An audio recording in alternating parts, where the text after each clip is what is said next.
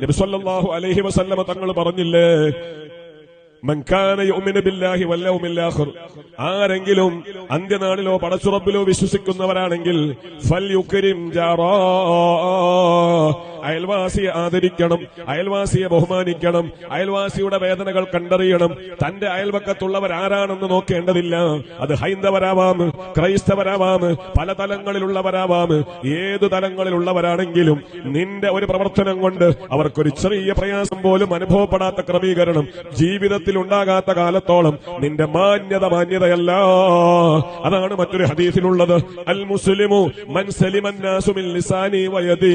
യഥാർത്ഥ മുസ്ലിമാരാണ് നിസ്കാരത്തഴമ്പുള്ളവൻ എന്നല്ല പറഞ്ഞത്, ഭംഗിയായ താടിയും തലപ്പാവുമുള്ളവൻ എന്നല്ല പറഞ്ഞത്, കുറെ ഇബാദത്തിനുടമ എന്നല്ല പറഞ്ഞത്. മൻ സലിമൻ നാസു മിൻ ലിസാനിഹി വയദി, അവന്റെ കൈ കൊണ്ട്, അവന്റെ നോക്കുകൊണ്ട്, അവന്റെ ഇടപെടൽ കൊണ്ട് ഒരാൾക്കും ഒരു പ്രയാസമുണ്ടാവാതെ ജീവിതത്തെ ക്രമീകരിക്കാൻ ആർക്കാണ് കഴിയുക? അവനാണ് ഒറിജിനൽ മുസ്ലിം എന്ന് പറഞ്ഞെങ്കിൽ ആ മുസ്ലിമിനോടാണ് നബി പറഞ്ഞത് അയൽവാസികളാരുമാവാം. ഇശാ നിസ്കാരം കഴിഞ്ഞ് വീടിന്റെ അകത്തളങ്ങളിൽ ചെന്ന് ഭക്ഷണം കഴിക്കുമ്പോ ഒരു വേള അയൽവക്കത്തേക്കൊന്ന് നോക്കണം. അവിടെ അമുസ്ലിമായ ഒരു മനുഷ്യന്റെ വീടാണ്.